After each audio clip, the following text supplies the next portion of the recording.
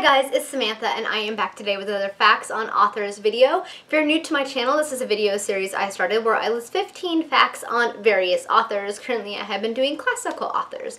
And today we are going to be talking about the wonderful JRR Tolkien, the author of that fantastic book series trilogy, The Lord of the Rings and The Hobbit. So fact number one, J.R.R. Tolkien was born John Ronald Reuel on January 3rd, 1892 in South Africa. Fact number two, Tolkien was only 4 years old when his father passed away. Tolkien and his brother Hilary were brought back to England by their mother.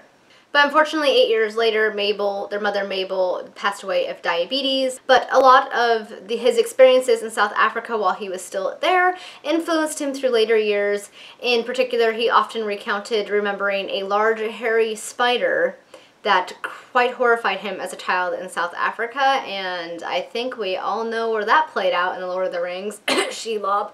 Fact number three, the Tolkien brothers, as I just said, were raised in boarding homes and under the care of various relatives through marriage, and also under the guardianship of a family friend who was a Catholic priest, but this did not stop J.R.R. Tolkien and his brother from continuing their education, and Tolkien ended up graduating from Exeter College with a first-class degree. During this time, Tolkien was already up to making his own languages and things just as a hobby because he had always found linguistics and languages and things just to be incredibly fascinating. Fact number four, Tolkien's area of study included Anglo-Saxon and Germanic languages, including Welsh and Old English. He also studied classical literature and mythologies and things like that. Fact number five, in 1920, after returning from the trenches of World War I, and after he had recovered from the illness he had contracted while fighting in World War I, he joined the faculty at the University of Leeds, and a few years later, he ended up becoming a professor at Oxford College itself.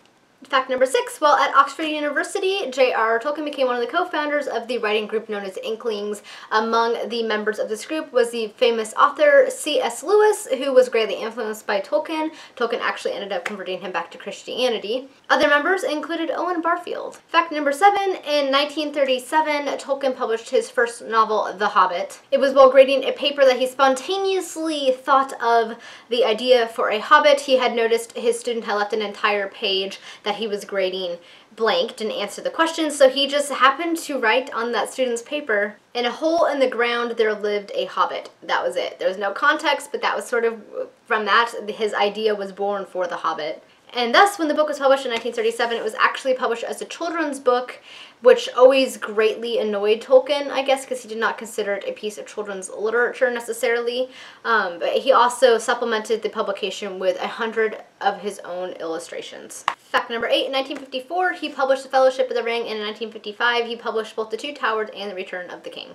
Fact number nine, Tolkien ended up having 4 children, 3 boys and 1 girl. With his wife Edith Bratt, Tolkien was very devoted to his children and often told them many stories, some of which he ultimately ended up being included in The Lord of the Rings and The Hobbit. He also would write them letters from Santa Claus every year, including his own illustrations. You can actually read these letters that he wrote his children as they were published by his family in 1976, called the Santa Claus Letters. And I have read it, and it is really, really cool and sweet. It's like, it has a ton of different characters in it. There's Santa Claus, and then there's the polar bear, and there's goblins, and just a whole bunch of stories that Santa Claus tells the children when he writes them. It's fantastic, and if you haven't checked it out, I recommend you do, because it's pretty cool. Fact number 10, after publishing The Hobbit, Tolkien then tried to publish a Silmarillion, but it was met with really negative commentary from the publisher and a set of readers that they were trying to test the book out on, and so his publisher pressured him to instead write a sequel to The Hobbit, which ultimately became the Lord of the Rings trilogy itself. But Tolkien always held on to the Silmarillion, and he was a little disappointed by that because he felt really passionate about the stories that he had included in that book. Fact number 12. While fighting in World War I, it was very, very hard on Tolkien's wife, Edith. So to kind of help her out, he developed his own code that he would include in letters to her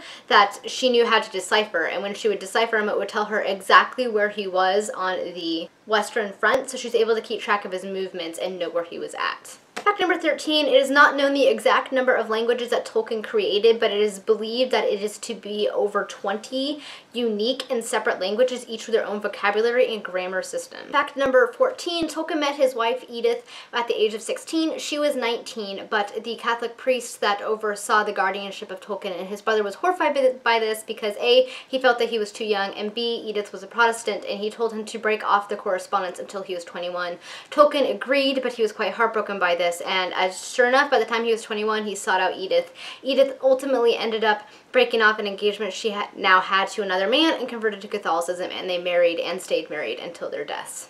And per Tolkien's instructions, on their gravestones, the names engraved on their gravestones are actually Luthien and Beren, which is a reference to two of his most famous lovers from the fictional world that he created, which I thought was really sweet, really awesome, and just, Tolkien, you rock. And finally, fact number 15, Tolkien passed away on the 2nd of September, 1973, leaving behind him about 11 plus works of fiction from the universes that he had created, as well as a rather impressive collection of poetry and some very important academic works, including his translation and analysis of Beowulf, which was finally published this year, and I can't wait to get my hands on it. I've been wanting it forever. I want to read it because Beowulf is one of my favorite of the epic poems, and Alright guys, those are my 15 facts on JRR Tolkien. I hope you enjoyed this video. Let me know down in the comments what you thought of this video and any future authors you'd like to see me include in these videos. Thank you guys so much for watching, and until next time, bye! Hi everyone, it is Samantha, and first off I just want to apologize for the weird lighting. I am filming this super quick and it's a little bit dark in here, so it's probably kind of orangey light, and for that I apologize. But so I have had a lot of requests recently for a Q&A video, and since I am nearing 2,000 subscribers, which is insane, and thank you everyone because that is very exciting, I am thinking that it would be a good time to do a Q&A video, and it just might appear during Vlogmas.